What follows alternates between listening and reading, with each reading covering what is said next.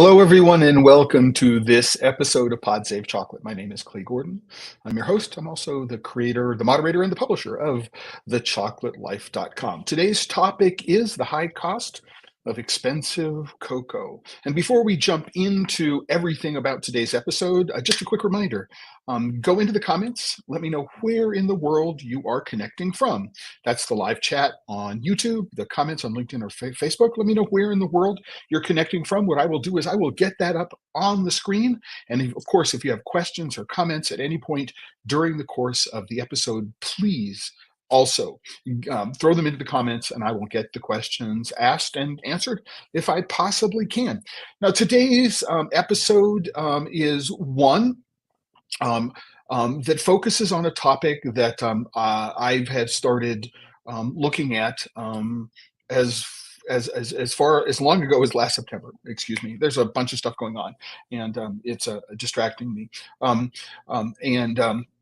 What I want to do is, this is something that I talked about a while ago. There have been other episodes which have sort of hinted around some of the issues that are associated with this, but I thought that it was really, really important given just the real recent run-up in the price that we take a look at not what is happening, but some of the reasons why it's happening, so you can get a greater context for it.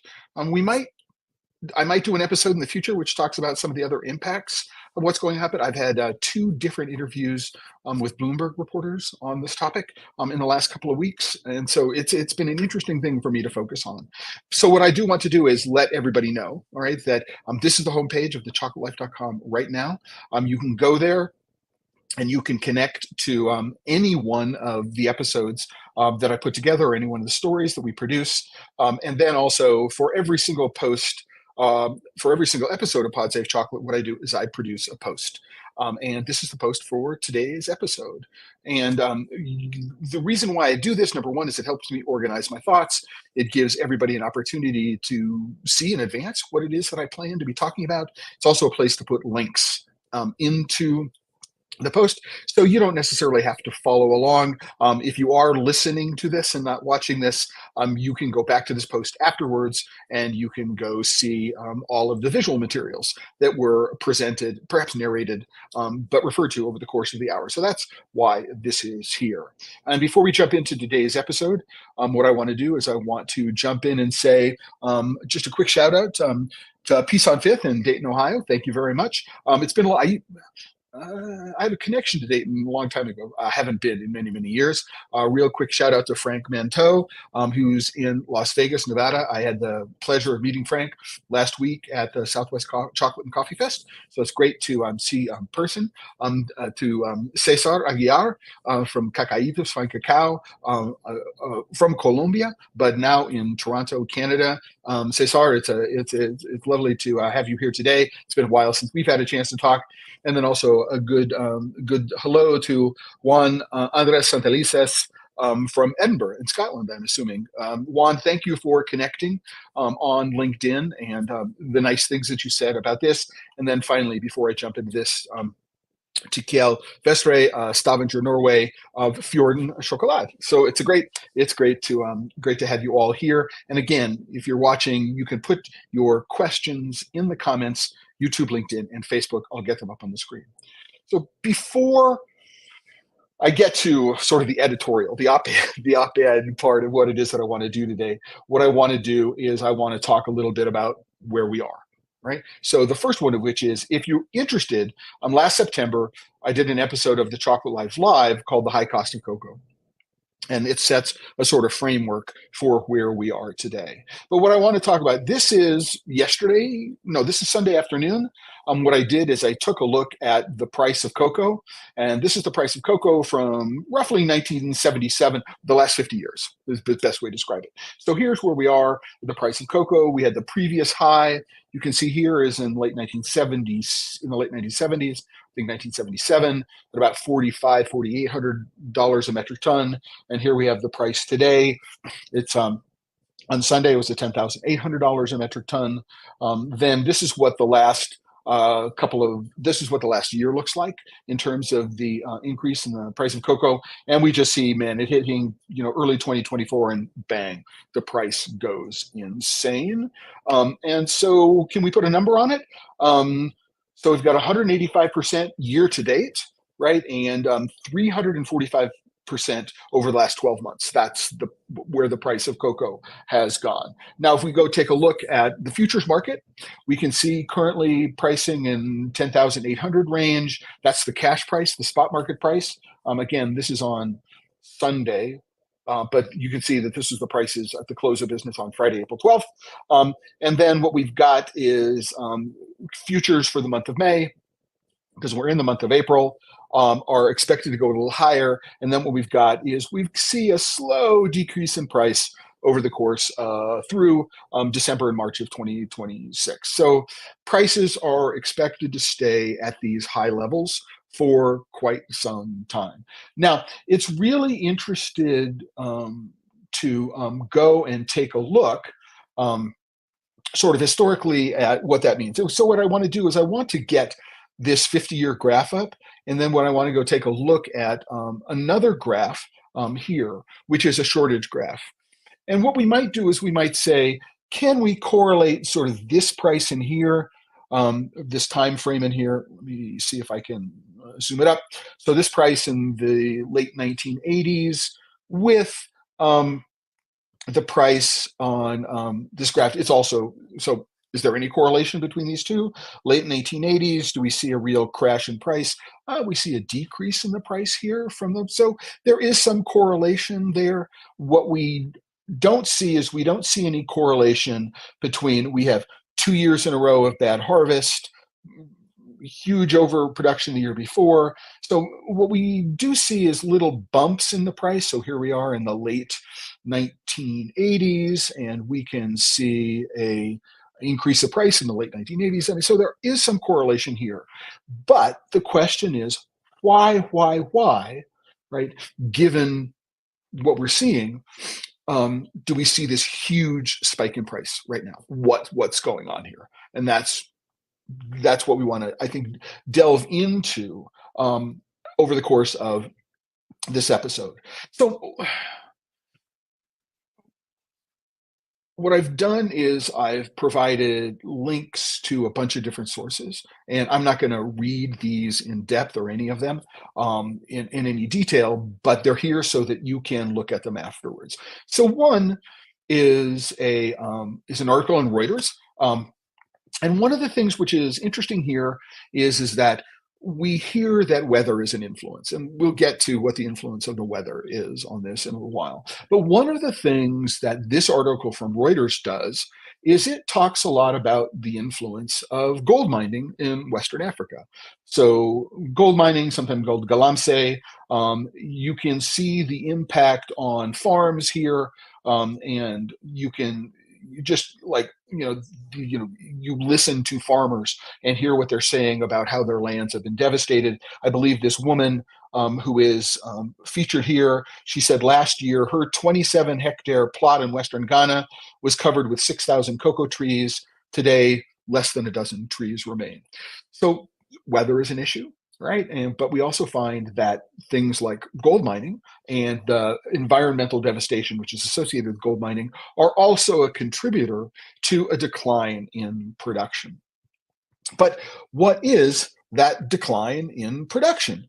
So according to Reuters, again, I'm trying to get, to some extent, having the same source report about the same issue in different ways is a way of, perhaps they're presenting from the same set of statistics and the same set of reporting. And so there might be some internal consistency associated with this. And so that's one of the reasons why I've chosen Reuters here, is because I could find multiple stories on the topic, which provided some interesting data.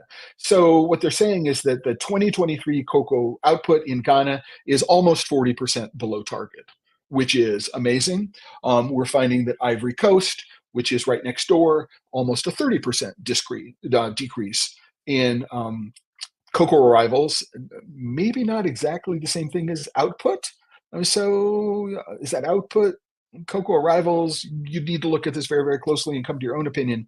But basically, production in Ivory Coast is down, but not nearly as much as it is in Ghana for one reason or another. Right. And if we go take a look at the shortage graph, and we're way out here to the right, right, what we're looking at is, oh my gosh, we're going to be at a shortfall of roughly 370,000 metric tons. And that's almost, well, depending on how that's like somewhere around 10% down from last year. Others might say a little bit more. I mean, it's a huge decrease in production. And importantly, this is the third year in a row that there's been a decrease in production. This is, hugely important. Because one of the things that might have happened is that the physical stocks, which are located in the terminal markets, have depressed. The physical stocks are in the terminal markets to help reduce volatility in price to the extent that volatility in price can be reduced, right? But what we find is we're in the third year in a row of a shortfall, and we haven't had 3 years in a row of a shortfall like ever, right? And and the total shortfall over the course of that time is pretty devastating. I mean, it's pretty devastating. So one of the reasons why we might think that the price is going up the way it is, I'm going to get out of this Reuters article. One of the reasons why this price is going up as it is we have 3 years in a row of shortfall. And there's a combination of factors here, one of which is weather, right? So we would attribute, for example, El Nino as a weather phenomenon, as opposed to climate change. So these are two different phenomena that are being synchronized, and as a result are heterodyning in a positive way. They wrap on top of each other, and the effects are much more negative. So we do have that issue to consider.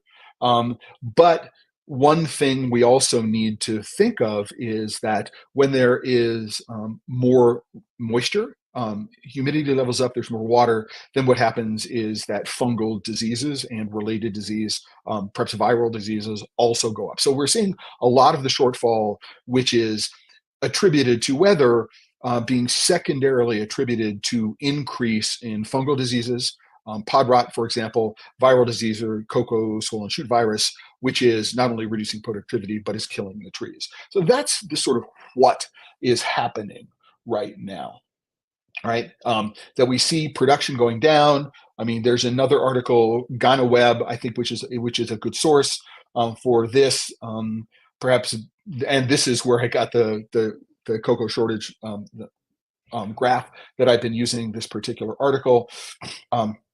It provides some background information here that I think is also important. I want to jump in here and talk a little bit about this op-ed, right? And this was written by Fouad Mohammed Abu Bakr, who is the head of the Ghana Cocoa Marketing Board in the UK.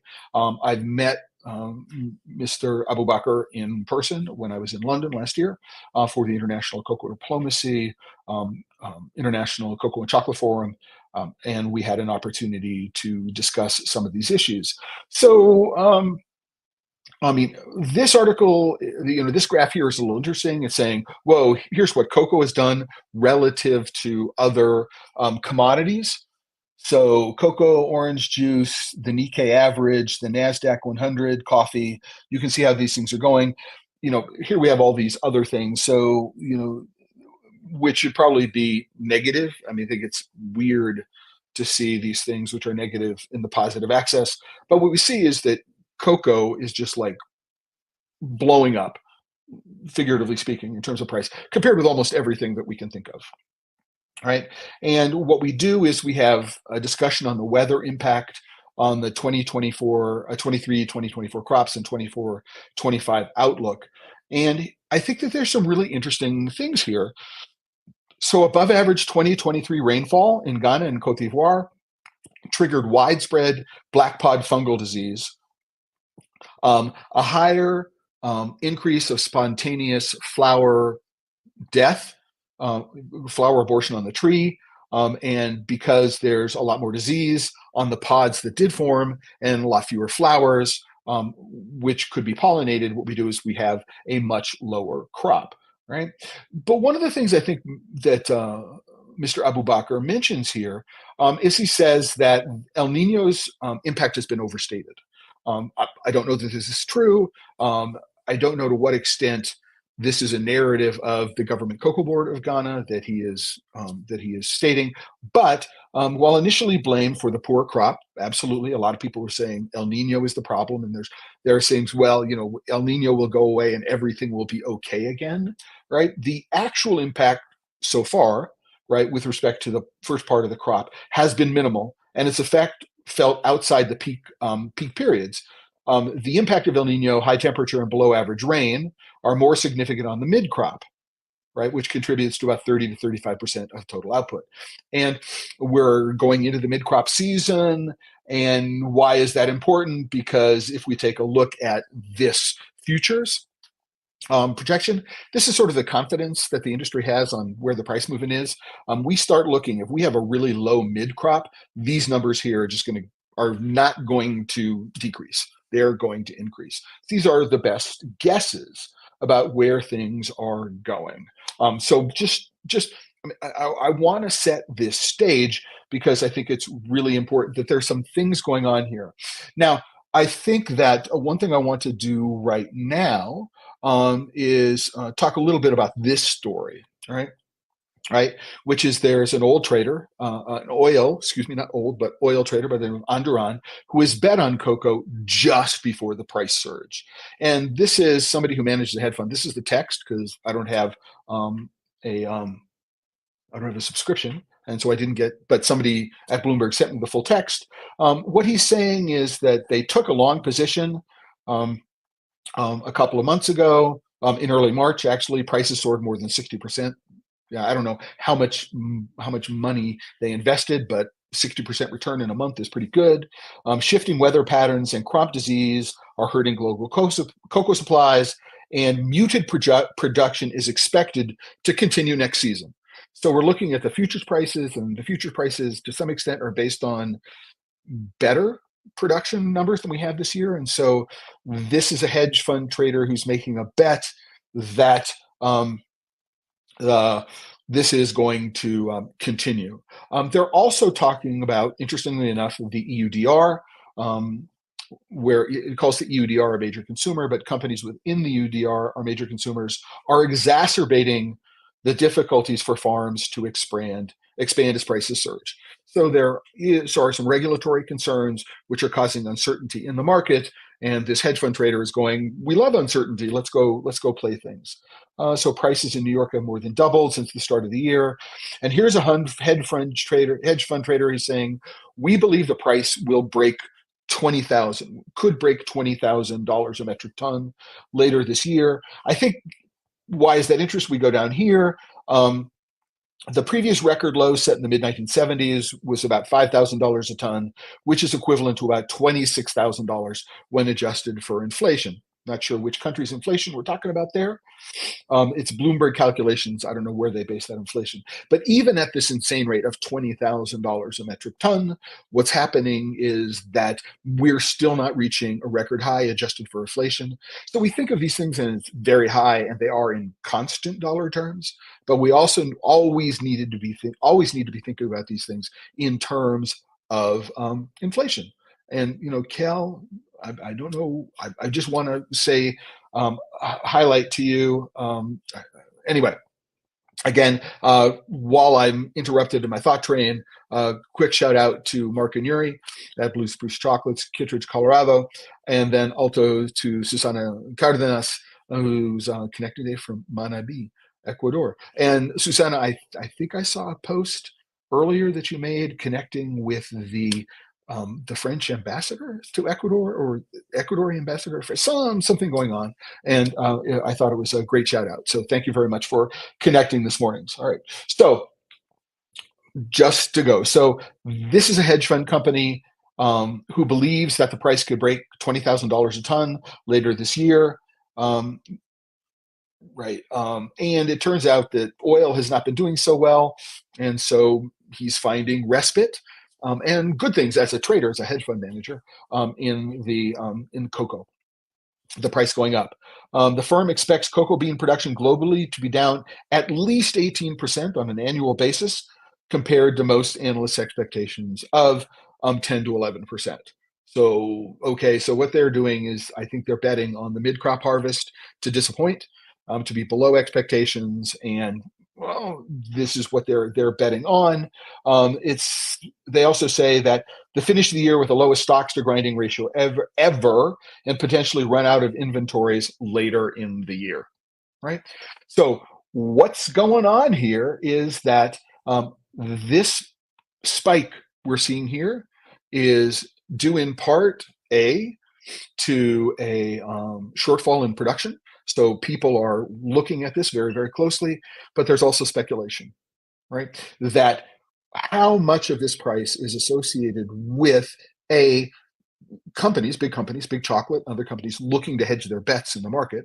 What percentage of it is associated with that? And what percentage of it is people who are not regularly invested in the market taking advantage of this and continuing to drive up the prices? I don't know that it's possible to tease that out, but there is a very strong suspicion among many, many people, based on some of the articles that I have read, that a lot of this has to do with speculation, that the industry is scared. The industry is petrified. The industry is terrified. And that ties into some of the things that I want to talk about later that nobody else is talking about. People are blaming the weather. People are blaming climate change. People are blaming a lot of things. But is that where the blame should be laid? And I'm going to suggest in a few minutes that that's not where the blame should be laid, that there are other places we need to be taking a look at. So before I get into this, what no one else is reporting, what I want to do is, before I give a quick shout out to somebody in the comments from the UK, is to, I was doing some research and I found some text that somebody had done, so some sort of summary of the Barry Callebaut recent earnings call.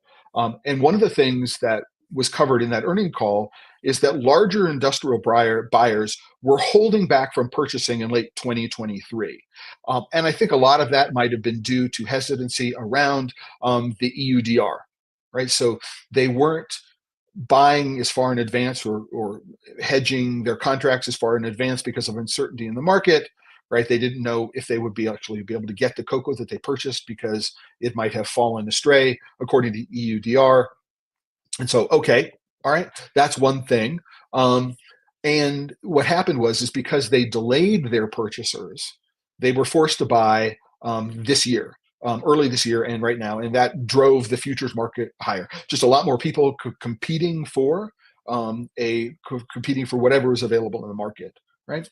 And this is supported, at least in the transcript of the earnings call that I've seen, is that there were conversations among these industrial buyers in Callebaut, asking Callebaut for assistance navigating the supply issue, since Callebaut typically buys their cocoa 1 to 1.5 years, 12 to 18 months in advance. So Callebaut is out there, trying to lock down purchases as far out as possible as they can.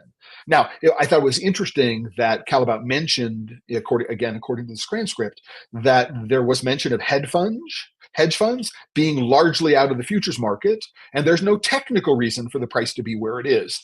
Spot prices are still being bought up by the previously mentioned industrial buyers, have no other option at that time. Well, I would say that the report we have from Bloomberg about Anjuran suggests that no, hedge funds are not out of this market, and they are in fact contributing to the run-up in prices, in part as other commodities that they've invested in are not growing at the same rate, right, in terms of the return. Again, if I bought $100,000 on March 1st and I saw the price go up 60% in a month, the 60% month return in 1 month is just insane, and more people are going to be doing that. Barry Callebaut, interestingly enough, right, is projecting a 3 to 8% increase in prices in the short term, right, to pass off due to the customers, due to bean prices. And this is on top of inflationary increases of up to 20% in the last year. So what's interesting is that in the short term, we're seeing that only about 3%, 3 to 5%, 3 to 8% of the increases that we've seen are due to the increase in cocoa prices. The rest is just general inflationary pressure. I thought that was very, very interesting. So before I jump into the op-ed portion of this episode, I want to give a quick shout out to Neil Barston at Confectionery News. Thanks for highlighting the inflation situation for prices, something economists have pointed out to me that is to be accounted for in comparing prices for Cocoa Day compared to the previous 1970s high. Yes, there's a tendency to go, oh my gosh, the price of cocoa is at 10,000, whatever it is. It is historic highs. Yes, in constant dollar terms, it is. But when it comes to thinking about keeping up with the price of inflations, it is still below the record highs. I mean, if the price goes up to 20,000 a metric ton, as Anjuran says that it might, then we are breaking new territory, both in constant dollar terms and in adjusted for inflation terms. So very good analysis on the cocoa disease weather. By the way, thank you very much. By the way, I don't always read these things in advance before I have a chance to put them up on the screen. But Neil, thank you very much. And what I want to suggest that, however complex and nuanced the situation is, what we need to do is we need to be very careful in terms of understanding a couple of things. Number one, what is the impact on farmers, right? And number two, what is the impact on the industry as a whole? And so let's go take a look at this graph, right? And so we see that the harvest in Ghana is down 40% this year, and the harvest in Ivory Coast is down only. So I just got a note about my headphones. Can people just let me know that they can hear me? Just somebody throw something into the comments. Not certain why I got that note. I just want to make sure you can still hear me. Somebody put something into the comments and let me know. So I just wanted to, so we're down, 40% in Ghana. We're down 30% in the Ivory Coast. So we're only seeing a good sound. Great. Thank you very much. Hey, just real quick. I haven't heard from my friend Vanessa at Gnosis Chocolate. Hey, Vanessa, it's great that you're in the room today. Thank you very much. Also, thanks to Peace on Fifth in Dayton, Ohio, and to Sean Eskenazi, friend and colleague. Just I can't say enough about how happy I am to have been a part of Sean's Chocolate Life. It's been great. So thanks everybody for that. Frank also thanks, and then yay, Vanessa. So one of the questions I want to ask is, well, if Ivory Coast is down 40%, or 30%, and Ghana is down 40%, shouldn't the shortfall be much greater? And it turns out that what we need to do is, who's making the shortfall, right? And it turns out that Ecuador is looking to unseat Ghana as the number 2 producer in the world. Now, this will become important in just a second, but a lot of the shortfall is coming from Ecuador, and a lot of that is being made up by CCN 51. And before anybody puts their nose up about CCN 51, we don't have to, no, right? CCN 51, if the trees are well taken care of and the fermentation is done properly, is perfectly acceptable for industrial chocolate.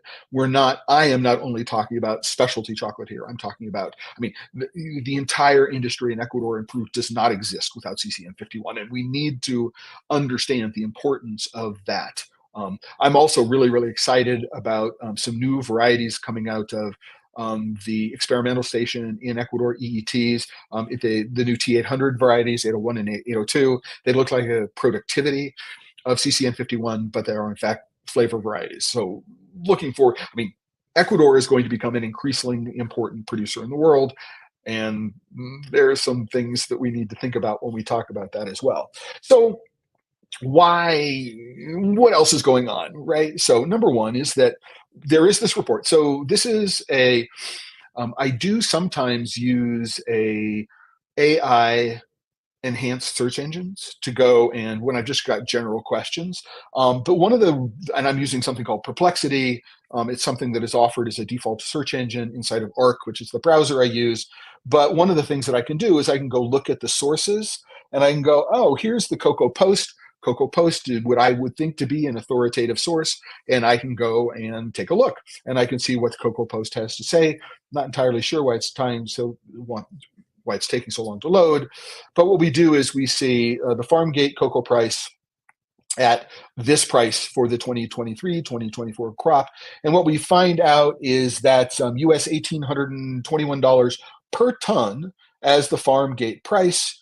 And this was September of 2023.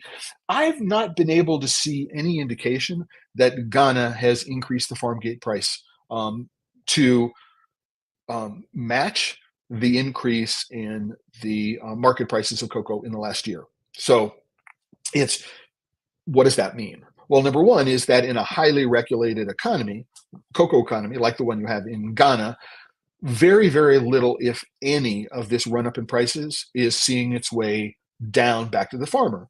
Why is that important? Because a lot of people are saying, ooh, high prices means that farmers can now invest in their cocoa farms. Well, no, that's not necessarily the case. In a very highly regulated cocoa economy, right, what matters is not the market price, but what matters is the farm gate price. And if the farm gate price is dictated and it doesn't follow, right, the market price, then the farmer's not getting anything else. And and I don't even know what CocoaBot is making, right, with respect to what the increase in price is. I haven't been able to find any clear reporting on how CocoaBot as an organization is benefiting it and how they are in fact contributing back to the farmer. Sorry, everyone. I got a little excited. Let me go share my screen again. So yeah, I have a hotspot where I can turn off the screen. And when I do that, StreamYard starts sharing my screen. So technical difficulty and user error on my end. Sorry, everybody. And why is that important? Because what we find is that in a regulated economy like the one of Ghana, that a lot of the assistance to farmers does come from the government cocoa board. And so if the government cocoa board is not providing pesticides and fertilizers, if the government cocoa board is not providing other assistance that farmers need, then if they're not helping to replace aging trees, if they're not doing any number of things, what's happening is we find aging stock, aging farmers, and this aging stock and the aging farmers are not going to be able to spend as much time in the farm managing their trees, so the trees are perhaps not as healthy as they could be. And then the trees, as they get older, once they get past 20, 25 years, are going to start lowering productivity. And the productivity in West Africa is fairly low anyway. So it's really, really important to understand what's going on there. What we can do that is we can so this is Ground News. This is another source that I use to look at topics, because they will summarize reports from a bunch of different sources when there are different sources, and then summarize whether they're left central or right leaning, which can be helpful in some topics. And what we have found is the government of Ivory Coast increased the farm gate price in the last month or so. But it turns out that while it was an historic increase, 60%, I believe what the number was. Number one, it doesn't come close to what the market price is, and then it actually barely covers the cost of inflation since the last time the farm gate price, the official farm gate price, was raised. So we need to be really careful when we see the issues. Neil, I think this is one of the points where a lot of people don't really understand what's going on, is that when we see the government raising prices relative to what? Are they raising prices relative to the market price? I think the cocoa pod raised the farm gate price like in the last 3 or 4 months, I mean, since the beginning of the year. But if you actually look very closely, most of that farm gate price increase was gobbled up by the cost of inflation, the increase in inflation over the course of the last couple of years that farmers haven't been compensated for.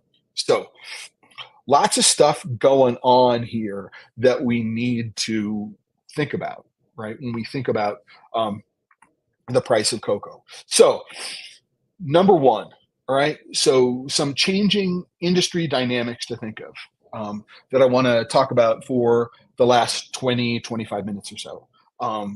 So, number one is the price of cocoa as it exists right now, right, has the potential to um, permanently disrupt the way the dynamics of big chocolate and big cocoa have been able to manipulate. And I'm not talking about collusion, right?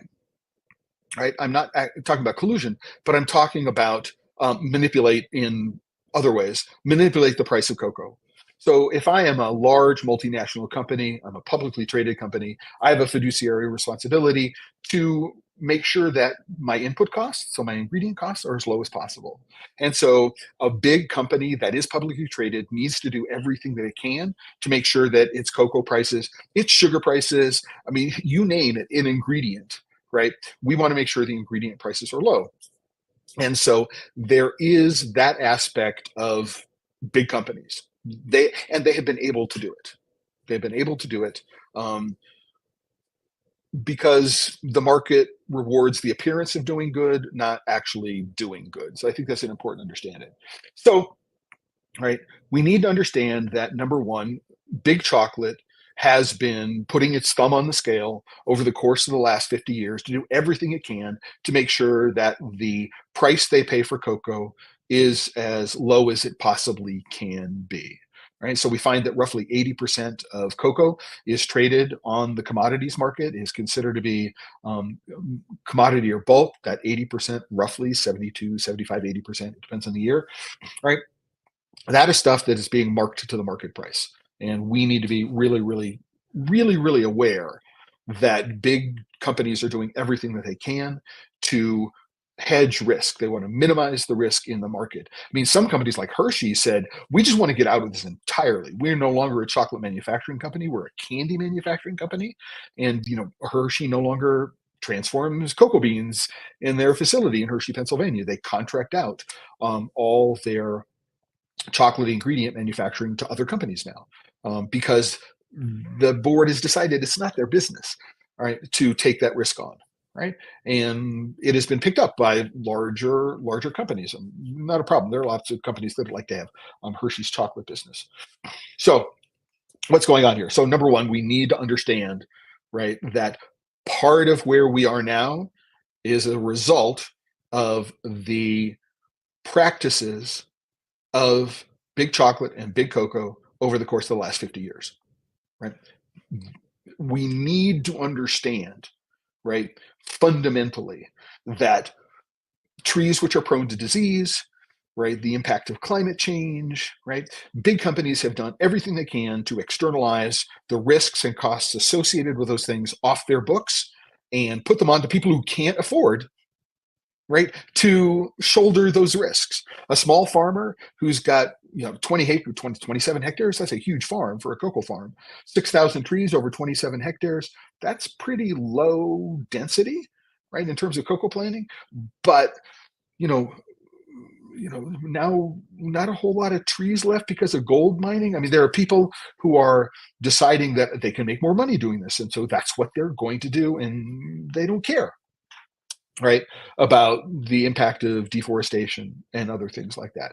We need to be really, really understanding about that. Before I go on, Sean Eskenazi, he's talking to a farmer organization in Ghana, and Callebaut pockets the delta between the farm gate and the market price. All right, so there you go. All right, so Callebaut. Yeah, so I would say that when it comes to spot market purchases, that's probably the case, right? So if somebody comes in and says, I need to buy cocoa today, they have to buy it from Callebaut, and Callebaut says, here's the price, right? And that price could have a huge delta compared to what the farm gate price is. Absolutely, I think that's good. So Juan Andres, what about countries where there is no government regulation on the cacao farm gate price? Would you say that this increase is going to be translated to more income for farmers on direct trade relationships between chocolatiers and farmers? What effect would this have on fine chocolate makers and smaller chocolatiers? That's an entire episode, Juan, and maybe that's what I'll do this coming Friday. right, is talk about some of the impact on this because it is huge.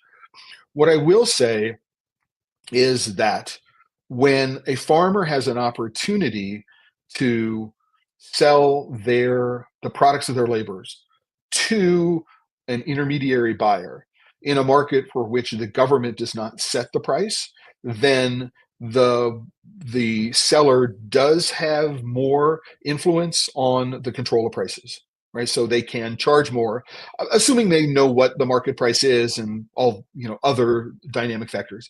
And I think a lot of it also depends upon quantity. If I only have a bag to sell, maybe less margin, for maybe less leverage. But if I've got a couple of tons for sale, then maybe more margin.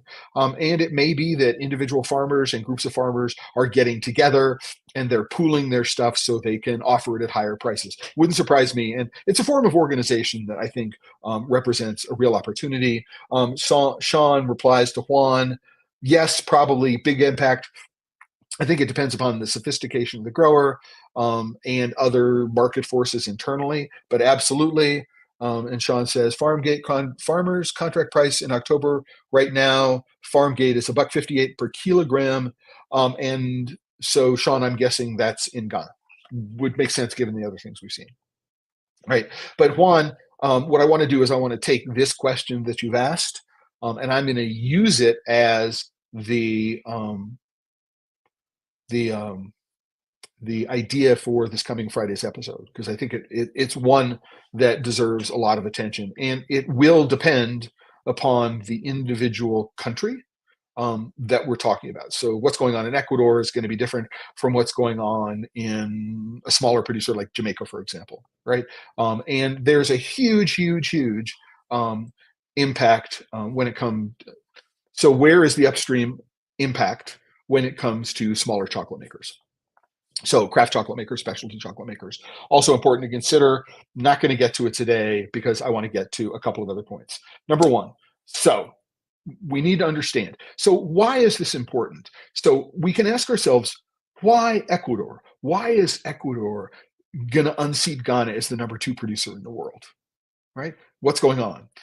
And is in fact because big chocolate companies like Barry Callebaut have invested insane amounts of money into growing production outside of West Africa over the course of the last 5 years. As the situation has demonstrated to be unfolding, big chocolate is going, uh-oh, what are we going to do? Right? And they're saying it's just going to cost way too much to rehabilitate, right, the sins that we've committed, right, in West Africa. We better go to other parts of the world, right? And the fact that you look at Barry Callebaut's investment in production, in transformation, the fact that they're in the country right now, according to reports, they're buying every cocoa bean they can. They know that even if they can't sell the beans to make chocolate or use the beans to make chocolate, they can transform it into deodorized cocoa butter. And right now, you want to think about the price of cocoa beans, ask anybody about the price of cocoa butter. If they're not making their cocoa butter themselves, I mean, there are companies that are on allocation. They need beans, they need butter, they need powder. They can't get, well, powders maybe, right? Because, the more demand for butter is, there's a lot more powder available as a necessary byproduct of production, right? So, but for the most part, absolutely, it's insane, right? When we think about it. So Juan, I want to spend the next couple of days thinking about that, talking to some people, and getting back to you. So Cesar, prices in Colombia are regulated by the 2 big local companies that generally purchase 98% of the country's production. So again, I mean, it does depend. So in Colombia, you'd have the National Chocolate Company, which is called the National Chocolate Company. So Compañía Nacional de Chocolates, I believe, is the name of it. If you're familiar with a brand called Jet, so that is one of the National Chocolate Company brands in Colombia. And then you have Lucre. And so those 2 companies have such huge buying power that they have a de facto monopoly on pricing in the country. And as they produce more than 90% of production, I mean, a farmer would have to find a way to sell outside the bulk market and into the specialty market if they had access to it. So, and we'll get to that as well. So absolutely, it's a complicated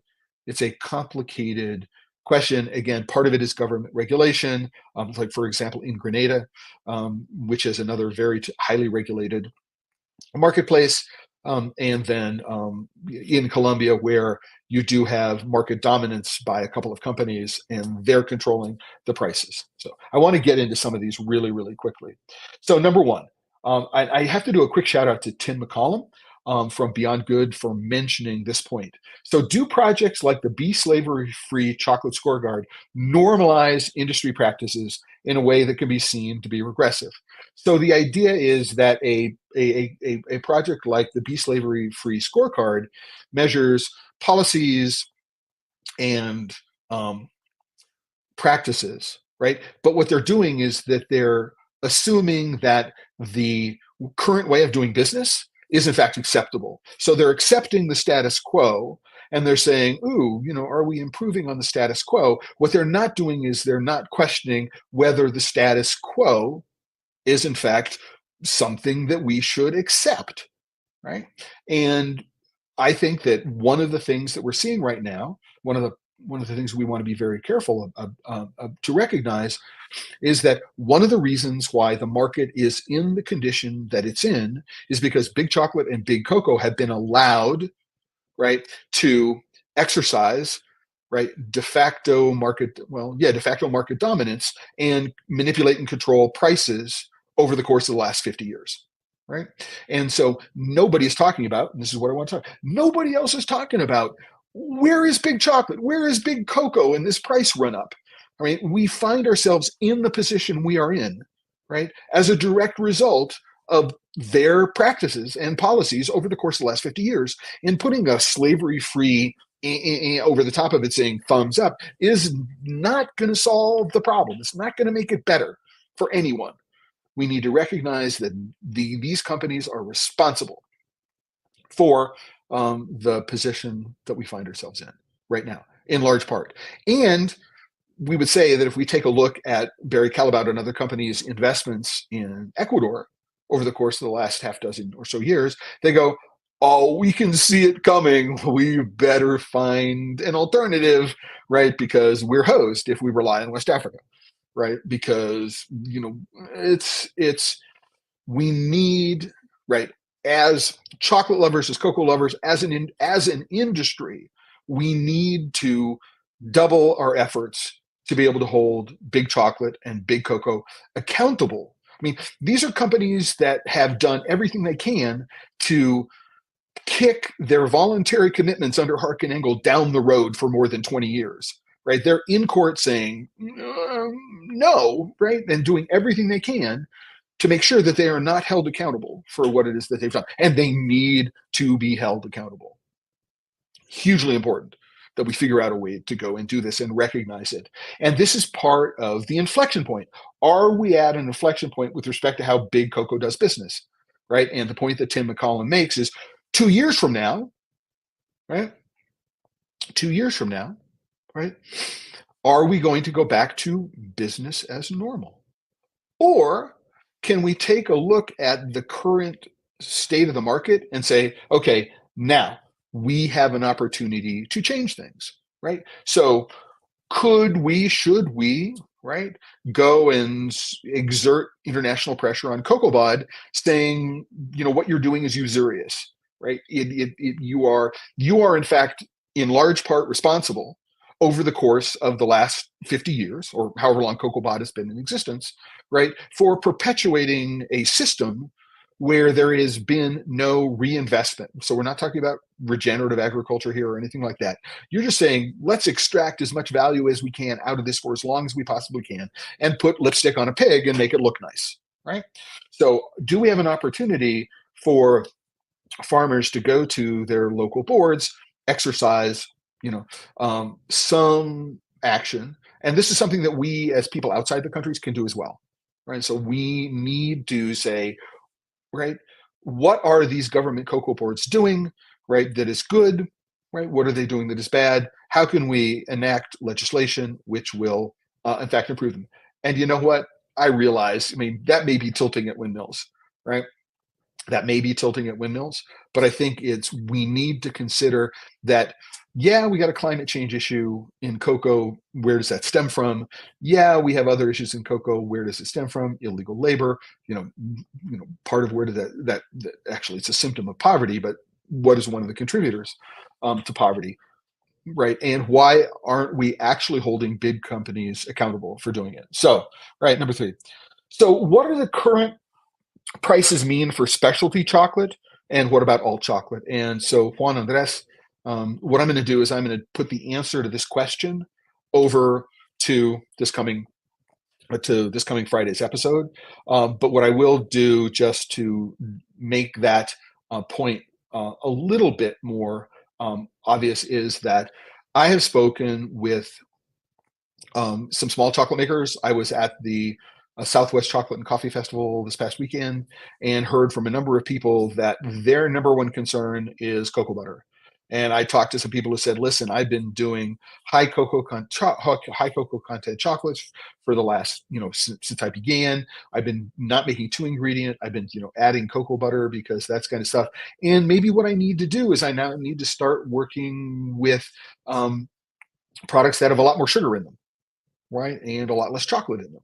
Because, so there's a huge struggle there. One of the points that I think I will make here, and I'll make it again, is that if I'm an industrial chocolate maker, that what I've done is I've increased the efficiency of my manufacturing processes to the point where there's not a whole lot more efficiency I can wring out of it.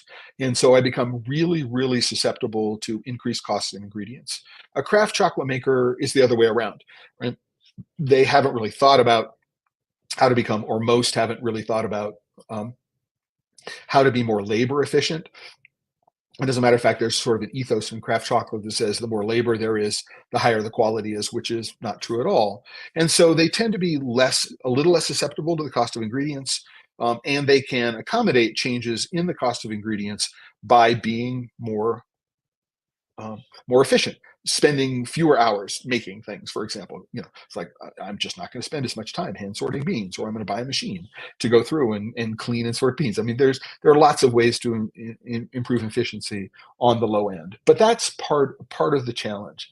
And I'm also on record as saying I'm not a big fan of alt chocolate. I think it's pretty interesting, but if it gives a big chocolate maker an out to say, I am no longer responsible for what's going on the cocoa farm because I have an alternative and I can use this in a lot of places and it's cheaper for me, but I just abandoned my responsibility to the farmers I've been taking advantage of for the last 50 years. I think there's a lot to be thought about when it comes to supporting alternative chocolates. We need to be very, very careful about those. So what are the lost opportunities and the lost opportunity costs? And this is where I think we need to be really, really, really, really focused over the course of the next year or so. That if 3 years from now, we're just back at the status quo, right? That nothing has changed in the dynamic of how cocoa is priced, how cocoa is sold, and how cocoa is purchased, we have lost an opportunity.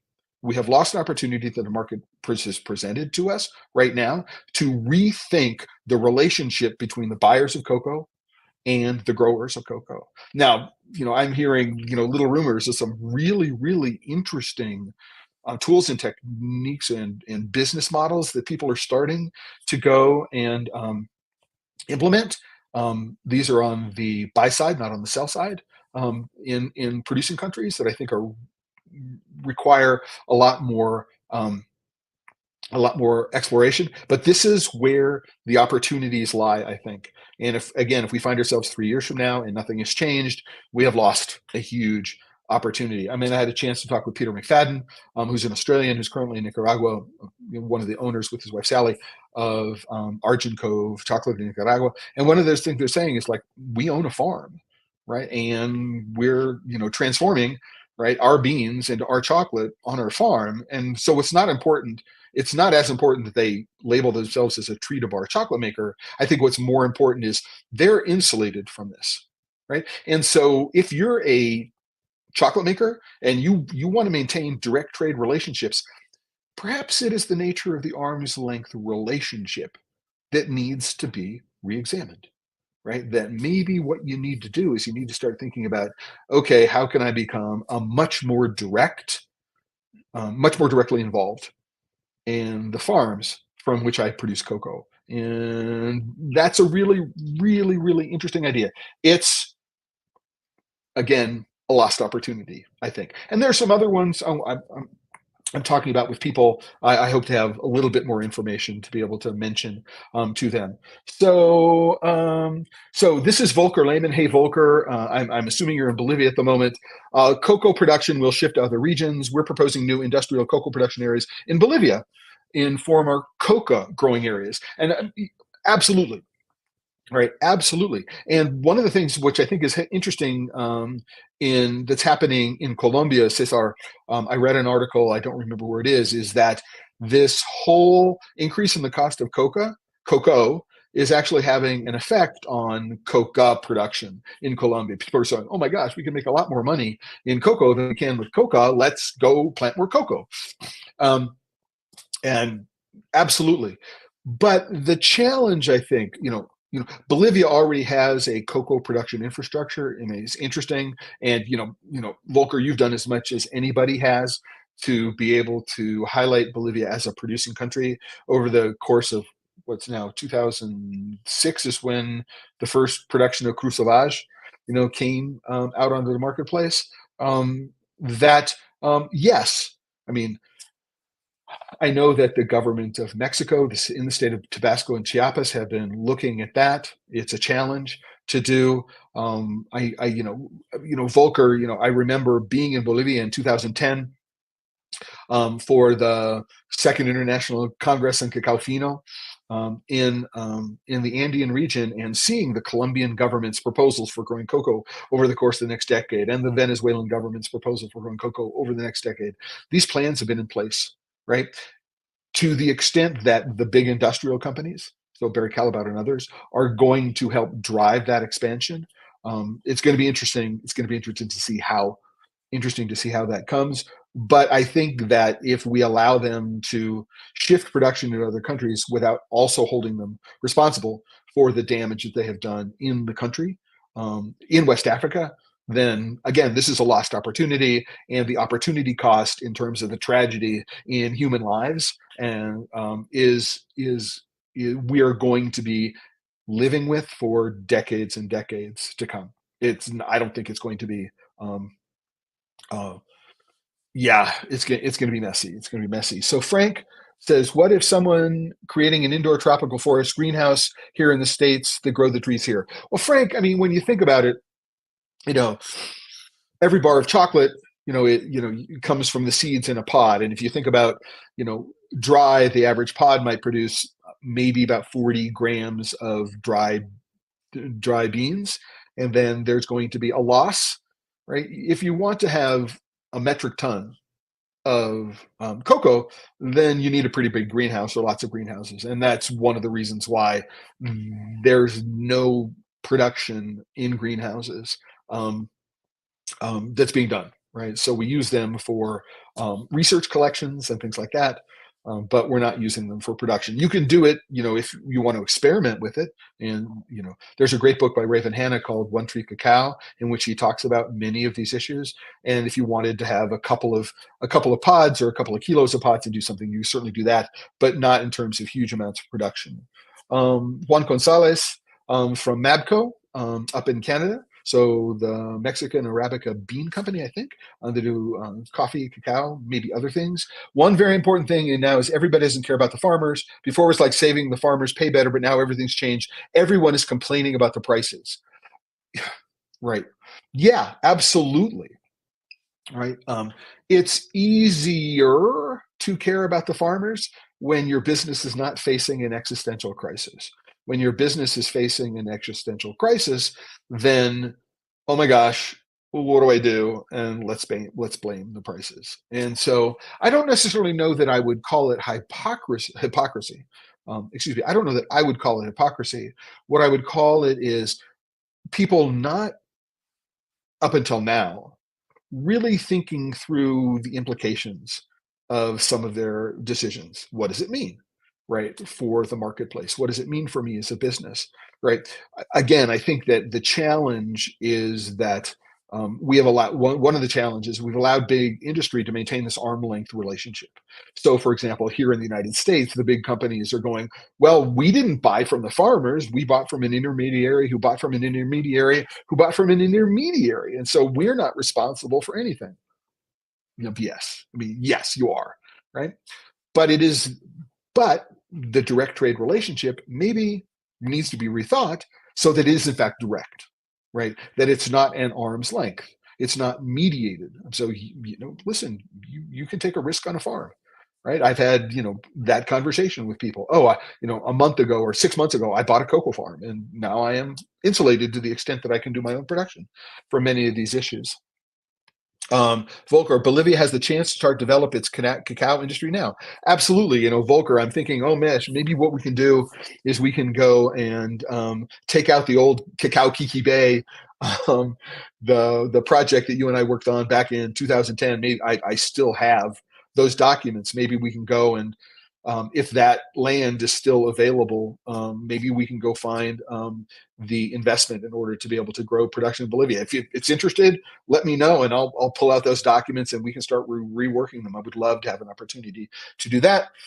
Sean, thanks. Have to exit, go to another meeting. Sean, it's been a real pleasure. Thank you very much. Always, I'm a huge fan of you personally and the work that you have been doing and, being able to call you a friend. And we're near the end.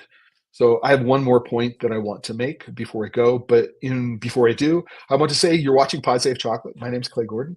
I'm your host and moderator. I'm also the creator of TheChocolateLife.com and the publisher of TheChocolateLife.com. So what I would like to suggest is that, hey, go over to The Chocolate Life right now. This is the homepage live. Go over to The Chocolate Life right now. And what you can do is you can click on this button here that says join and become a member of the Chocolate Life. This episode of Pod Safe Chocolate, as every episode is supported by the members of the Chocolate Life.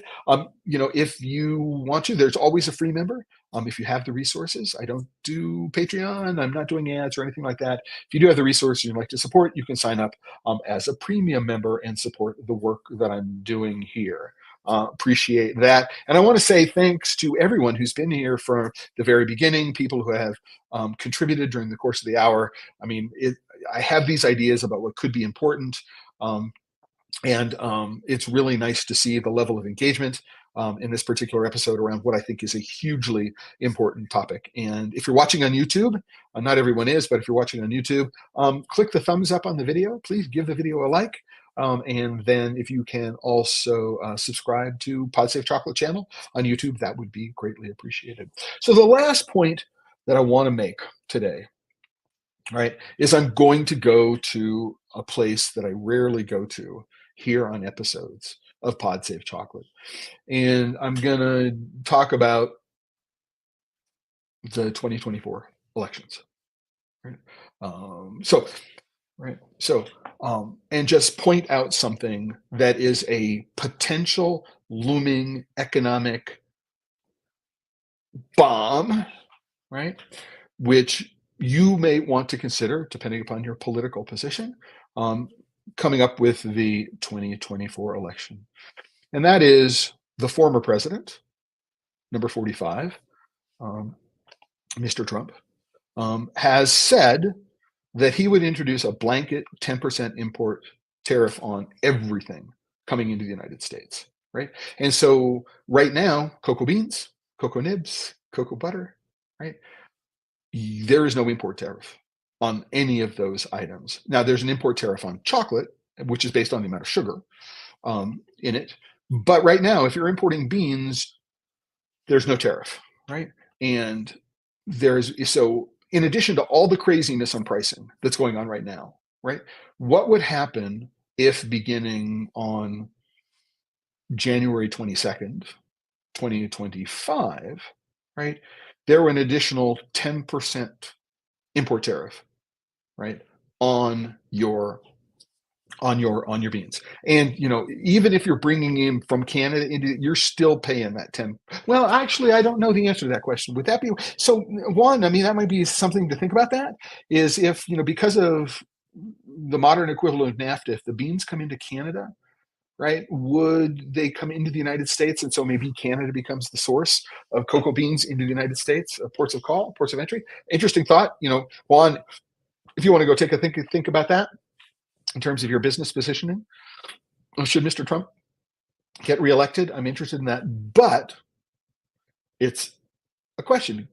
In addition to all the craziness in the increase in price of beans, all the craziness with the increase in the price of butter, could your business survive another 10% increase in the cost of raw ingredients? Right. So, right. Again, don't know your politics. Don't know where you want to go on this, but is it a consideration for you when we think about economic policy and how economic policy influences our voting decision? And for anybody who thinks that, I can get equipment from China for cheap rather than going to Europe, right? There has been a suggestion that import duties on everything coming from China will go up by 60%. Now, this is going to be a protectionist bit of legislation, which is probably mostly associated with the automobile industry, right? But if it applies to everything, that includes equipment which is used for chocolate manufacturing, which currently comes in duty-free, right? From no matter where in the world you purchase, there's no import duty on machinery. I forget which HSC code it is, but there's no import duty. Could you, if you rely on buying things from China, right? And this is not just equipment. If you buy packaging for China, add another 60% to the cost of packaging. If you buy molds from China, are they now, right, competitive in terms of pricing, right? If you're using Chinese manufacturers for any form of co-packing, right, or the manufacturer of anything, right, could you survive a 60% import tariff on what it is that you're currently purchasing right now? Now, again, I'm not asking anybody to talk about their politics. I'm not talking about my politics here.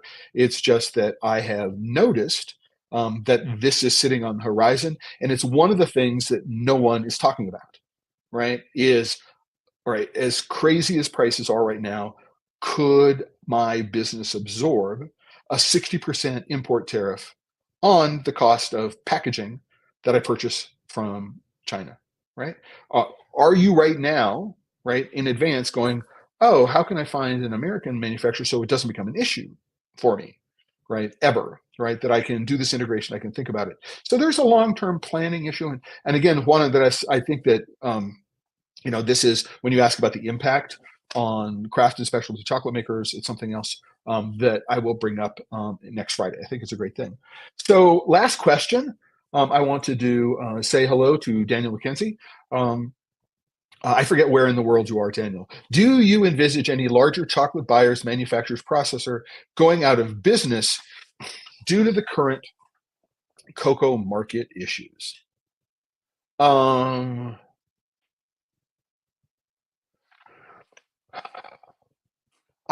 So that's a really interesting question, right? And one of the ways that I answered this question for one of the Bloomberg reporters, Daniel, was I said that I think, and Juan, Andres, Santelices, I'll go into this a little bit more next Friday, is that one of the reasons to go public is to have better access to capital, right? So I can go to the market and get capital.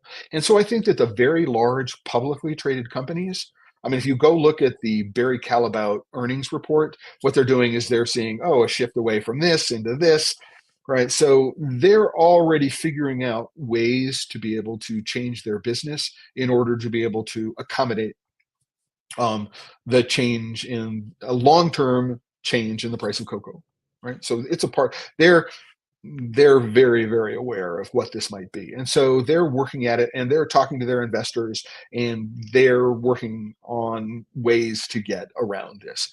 Now, if I am a medium-sized chocolate company, right? So let's say that a large chocolate company is anybody over 500 million in sales. If you're publicly traded, my guess is you may also be doing biscuits and crackers and stuff like that. And yeah, Daniel, you're in the UK.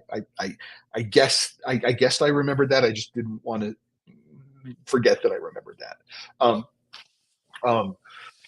So if I'm a multinational and I have got a diverse product line, what I can do is I can use the diversity of my product line in order to spread the risk. I can use shrinkflation, I can use recipe adjustment. There's lots of things that I can do in order to do it. So I don't envision necessarily any larger chocolate manufacturers and processors going out of the business. If I'm a processor, man, I'm going to be able to process every bean that, if you've ever been to the cocoa warehouses in Amsterdam and seen the moth problem there, all that stuff is being converted into butter, if there's any of it left. I mean, we'll see that happening. The challenge with a medium-sized maker, so somewhere above 100 million to the $500 million range, if I am a privately held company, a family-owned company, and basically all I do is chocolate, right?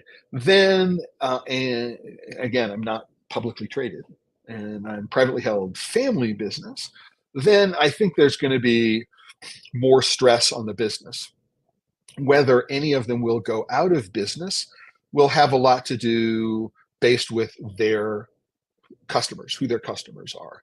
So if the customers find that increased costs are driving down business and then there's a downstream effect, then you'll see a lot of pressure on on these sort of medium-sized companies, which I will just say is somewhere between 100 and 500 million in turnover every year. When we get below the $100 million market, and especially below the $10 million market, these are private companies who are probably undercapitalized to begin with and are struggling to find ways to keep the business afloat. It's going to be a real challenge to them to figure out how they stay in business, right? And again, you didn't ask about smaller ones, but I was asked again by Bloomberg reporters about this particular issue, and I think that the access to capital and product diversity is going to be one of the things that keeps the larger companies from going out of business. If I'm a cocoa trader only, right, then there's going to be a lot more competition for beans. And so I need to be well capitalized to make sure that I have the money to pay for beans. Because if I'm offering somebody 10,000 a ton, and then somebody else comes in an hour later and says, "Well, I'm going to give you $11,000 a ton," then the farmer's going to say, "I know that I already promised the beans to this guy for 10, but if you're paying me 11, they're yours." And by the way, that's always been the case at the farm level, right? And so I think it has to do with capitalization, number one, and diversification. So the better access you have to capital, the better funded you are. And the more diverse your product line is, the more likely you are to be able to come out the other side of this in relatively good business position. And Daniel, I hope that answers that question for you. I could certainly go on. So Neil, who is also in the UK, some really good questions there, including from Daniel above. You're particularly interested to see if the price rises for farmers in Ghana and Ivory Coast will set the scenes for systemic changes that many observers are calling for, or it will just prove to be a one-off measure.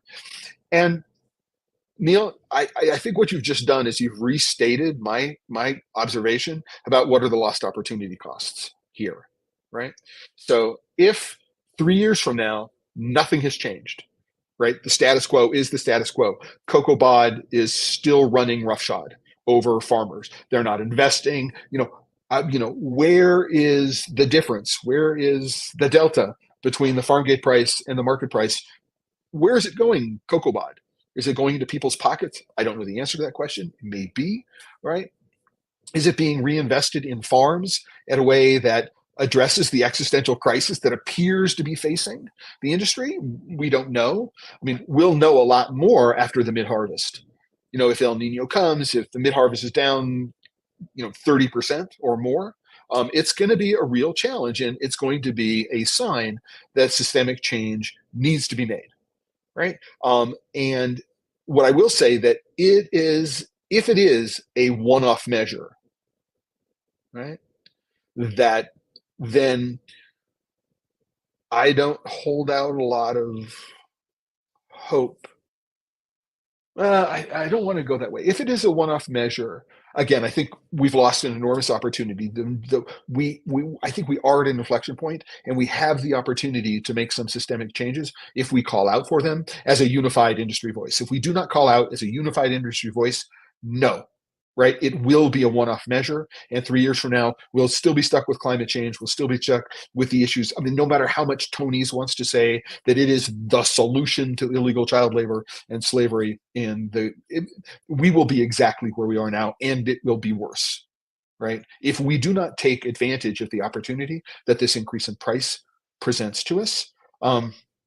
Just, my thoughts, right? The American packaging company needs to get their quality control up and standards up, so we want to purchase from them. I've had many issues with American packaging companies. Frank, I don't disagree with you. I think that I can look at any company, equipment manufacturing, packaging manufacturing, chocolate manufacturing, and you'll have some people that love them, some customers that love them, some customers will hate them, right? And that's just the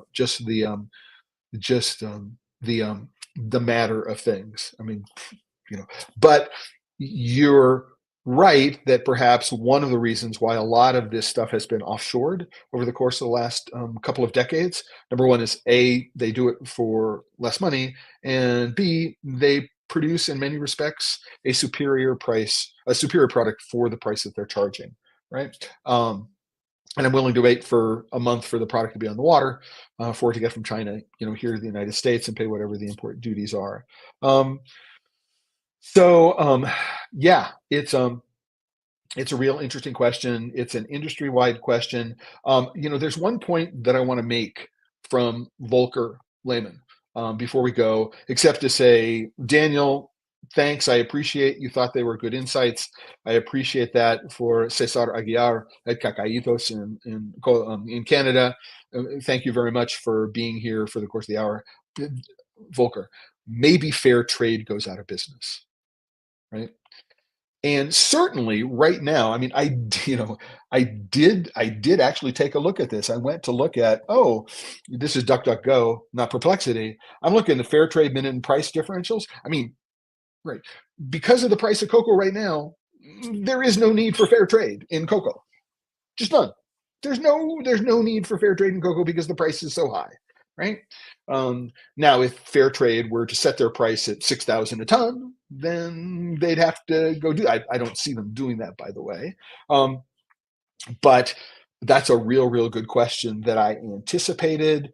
We're still at what, $2,400 a metric ton plus 250. Oh, by the way, I mean, I've just noticed when we go take a look at where Ecuador is going right now, one of the reasons why Big Chocolate started investing outside of West Africa has to do with, I don't have to pay the living income differential that the governments in West Africa have imposed. So in Cote d'Ivoire and Ghana, right, there's this living income differential. Well, I don't have to pay it if I go to another country. And so they've been looking for ways. I mean, I heard of a company that bought cocoa out of the terminal market, right, because they didn't want to pay the living income differential. Right, they just refused to pay the living income. Oh, there's cocoa. It's already landed. I mean, it's sitting in a port in Amsterdam or someplace like that. I'll just go buy that cocoa rather than having to buy cocoa from directly from Ghana or directly from off the coast and having to pay the living income differential. So we will see Big Chocolate continue to do everything they possibly can to make sure that the cost of cocoa is as low as it possibly can be. What they did is they lost control of the market, right? That the techniques that they've been using for a long time, right? Because they didn't consider, oh my gosh, what happens with EUDR and, 3 bad harvests in a row, plus El Nino, all of these things coming on top. I mean, maybe it's a black swan event. I mean, I had a colleague or a neighbor actually, who was one of the quants at Long-Term Capital Management that was responsible, right, for getting their algorithm wrong and basically blowing up the U.S. economy in the late 2000s, 2007, 2008, sometime around then, because we just didn't think that these three things would ever happen at the same time ever before. And so their algorithms went crazy. I mean, what we're doing here is we're finding Big Chocolate didn't think that the chickens would all come home to roost at the same time, and they didn't factor it into their models, and they lost control of the market, right? By not reinvesting, any one of a number of things, right? And so that is where we find ourselves right now, Volker. And you're absolutely right. If the price stays where it is, and fair trade does not raise the price, their floor, to right now probably like 6,000 a metric ton, 7,000 a metric ton, then there's no reason for fair trade to exist in cocoa, right? None whatsoever.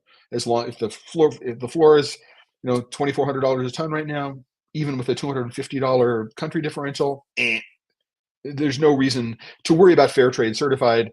Because maybe we're worried about the social aspects of the certification, right? So we're saying that kids are going to school and all that kinds of stuff, but otherwise, no whatsoever. So fair trade, they don't get cocoa. I don't know what fair trade gets. As far as I'm concerned, it's socially acceptable neo-colonial economic imperialism. It's really about a bunch of people in the global north telling a bunch of people in the global south what's fair is, and without actually having to take any market risk. I think that the whole idea of fair trade needs to be re-examined. Yeah, farmers do sell, Volcker farmers do sell to other farmers. Right. And I think in this particular market, what I would suggest is that I would, I would recommend that if I'm not already a member of a cooperative, that I work with 20 or 30 of my local farmers to be able to figure out how I'm going to aggregate, a long container, 25 metric tons, and that I would negotiate, the group would negotiate on behalf of all of its members, right, to be able to sell that 25 metric ton container worth of cocoa for as high a price as possible. So yeah, so farmers can sell to other farmers. They can federate, not a word you could use in Colombia, I understand, but they don't necessarily need to form 1,000-member cooperatives to become a member of fair trade to do things. Lots of different options that we need to consider in order to be able to figure out how to be able to take advantage of the inflection point that we're currently in. So Volker, great point. Kim, I mean, this is great. I mean, as long as the questions come in, I'm happy to continue. We still have a number of people in the stream from YouTube and LinkedIn and Facebook, so I'm happy to do this. Kim, such an important topic. Grateful. Thank you very much for leading the conversation, asking questions, highlighting the opportunities for change. Kim, I really, really do appreciate that. And listen, if you're not a member of the Chocolate Life right now, what I recommend you do is you go over and sign up. You can just click on join. One of the things that happens when you become a member of the Chocolate Life is that you can go into the bottom of the post, and what you can do is there's a member discussion. There it is. There's the member, and we can continue the discussion tomorrow, the day after, for as long as you want to be able to do this. So please go become a member and become involved in the discussion on this page. Right. Real quick shout out to Peace on Fifth from Dayton. Only speaking as a retail chocolate buyer, we combat price and market changes and customer fear by including diversity of makers and fun inclusions to protect your customer involvement and curiosity. Absolutely. I mean, so when you have customers who are walk in and go, oh my gosh, what's happened to the price of cocoa, price of chocolate, it becomes an opportunity to engage in interesting ways. So that's customer involvement and curiosity. And it becomes a way to, through that engagement, to be able to develop a relationship and a rapport with your customer, perhaps in different kinds of ways, and make them more confident in your choices. Listen, for a long time, I've been saying inclusions, why are we focused on 70% two ingredient, 80% two ingredient cocoa? I mean, it's the hardest thing to make. And it is the smallest market, and there's more competition.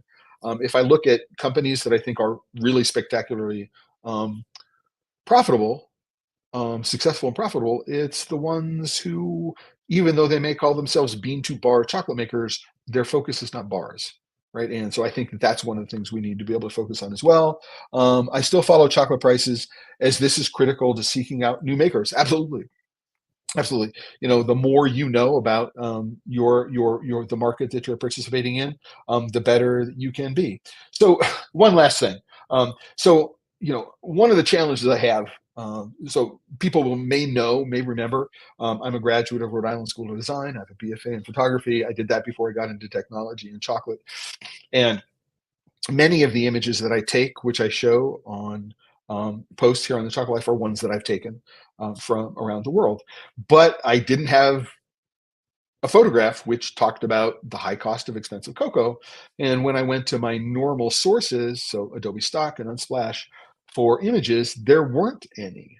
So I'm on the beta track of Adobe Photoshop. And so I get regular updates once a week, once every 2 weeks. And after a recent update, it said, "Oh, do you want to try Adobe Firefly?" And so Firefly is an AI generator, and this image was generated by Adobe Firefly. The image that you see here as a prompt for um, just a photorealistic image with currency, um, right? Illustrating the high cost of expensive cocoa. So some prompt, that's not exactly it, but that's the basic prompt. And what I wanted to do is I was having fun with it. I mean, this is one of the last ones that I generated after maybe 20 or 30 different attempts. And so I wanted to share some of the other attempts that Firefly did. So um, I'm not a huge fan of generative AI in text. Um, and I think there are ways to abuse generative AI when it comes to imaging and imagery. But I think it's a lot of fun, however, to go and explore and see what the AI is going to do, right? To do this. And it took me about an hour worth of experimenting with lots of different prompts and using lots of different themes and concepts and other things that Firefly lets me do. Right. Yes. Peace on Fifth. Very dystopian. Absolutely. And I was able, there's cyberpunk and steampunk. Neither of these is cyberpunk or steampunk, but there are lots of styles that can be used. And I'm going, if I was wanted to do, you know, some sort of science fiction kind of exploration of Earth is the only planet with chocolate on it, treat it nicely, maybe wondering about where the cocoa grows on a planet, on an Earth-like planet around Alpha Centauri. What might it look like? I mean, this could be fun as a way of doing it. This is just a very, very simple one, but I'm using a lighting effect called bokeh, which is the out of focus blurred lights in the background. I think they actually did a fairly good job of rendering the cocoa beans. It has an illustrative film rather. We're so used now to high definition television and the look of things being live, because one of the things that the TV part of HDTV says, oh, this is live, as opposed to it being filmed, that there's a filmic quality to this, but I can imagine this being taken on a film camera and then run through some effects to make it sort of mystical, right, or something like that. So I use in addition to Photoshop, I use a program called Neo from a company called Luminar, and there actually is they do have a background bokeh filter as well as a filter they call mystical. And I could imagine taking a color photograph that was from Unsplash that was perfectly sharp, right? And then doing this to it. So yeah, so it struck me, but it doesn't talk to me anything about expensive. Um, I'm using a dramatic lighting effect, and like I am just really interested. I mean, where the AI come up with this idea? It did do a fairly good job of rendering the pods down here. The beans are here. The leaf is wrong, and I don't know what's in the pod here, but it's sort of fun to look at. This one I don't get at all, right? I don't know what the AI was thinking here, right? I don't know. The pods, I was like, it's cool. But I mean, in terms of photorealistic, in terms of, you know, being in a natural background, I have no idea where it pulled that from, but I've never seen a cocoa pod with any of that stuff or anything like. And you'll notice, ooh, it's got this really, really, really interesting carved texture in the pod. So I thought that was fun. That's why I'm sharing it with you. Is I'm sitting here. How am I going to illustrate the high cost of expensive cocoa? I can't find any. I can't find any stock images. Oh, let's just go play with an AI and see what it can do for me. Um, this was my second choice for. I think this is using the steampunk or cyberpunk, and with currency. It's done a really, it's done a decent job of rendering the pod. The beans are okay. The currency, it's rendered out of focus and out of strange because we don't want anything that we could reproduce. I mean, where it came up with this clock, I have no idea. And all kinds of stuff, but I still think it's a rather interesting image. And this next one is the one that completely baffles me. I have no idea where. I mean, this maybe it's a CocoaBot like thing. I don't know what it's filled with gooseberries that I have no idea what is going on. This pod like here, it doesn't look like a pod. It's kind of weird, I have no idea. I have no idea, but it did make me laugh when I saw it on screen. Um, the first, and so yeah, I just wanted to share with you a little bit of fun that I had, and then one final image, which I said like, what's wrong with this cocoa pod, right? I asked it to do a cocoa pod cut out against a white background in a realistic style. And the generative AI, the rules don't know that there's pentagonal symmetry in cocoa. And so I got image results which had anywhere from 6 to 10 seeds shown in images like this. And then so this would have to be 12-fold symmetry. I can't do enough to count around the outside. So 1, 2, 1, 2, 1, 2, 3, 4. No, it's not 12-fold symmetry. Looks, yeah, Vanessa, thanks for being here. Absolutely. When we go take a look at this, kind of looks a little bit like a mangosteen. I didn't ask for a mangosteen. I asked for cocoa, but yeah, it's really quite interesting. And so, this I thought was really, really interesting. That I think it did a fairly interesting job of rendering the outside of the pod, but it had no idea of what the symmetry of cocoa should be. Anyway. So it was fun. I spent some time on Sunday. I had to take a break from doing taxes, right, to get creative to do this. And so for me, it was a lot of fun. And with that, this is now the second longest episode of Pod Safe Chocolate. We did one last week on the 2024 Craft Chocolate Challenge results show. It's the longest episode ever being done. And I want to thank everybody who's been here from the very beginning. Number one, let's continue the conversation. Let's continue the conversation. Please go over to The Chocolate Life. If you're not a member, click on join. And when you are a member, we can continue the conversation down here in the member discussion. If you're a premium member, I will send you the links to every episode of Pod Safe Chocolate a day or two at least before they go live, and you can start the conversation before we even begin. And with that, I want to again say thank you to everybody who's been here. Everybody's been here for the entire time. To invite you back to future episodes of Pod Safe Chocolate, Tuesdays and Fridays at 10 Mountain Standard Time. So I'm in Arizona, Pacific Daylight Time, 10 o'clock. Even though we do end up talking at times about what I think are some very serious topics, I think it's really important to remember that we're working with chocolate. Chocolate makes me happy. I believe chocolate makes everybody who's a regular visitor here happy. We have customers to whom our chocolate makes happy. And it's important to remember that if you're working with chocolate and you're not having fun, you're doing it wrong. So until the next time, everybody, ciao.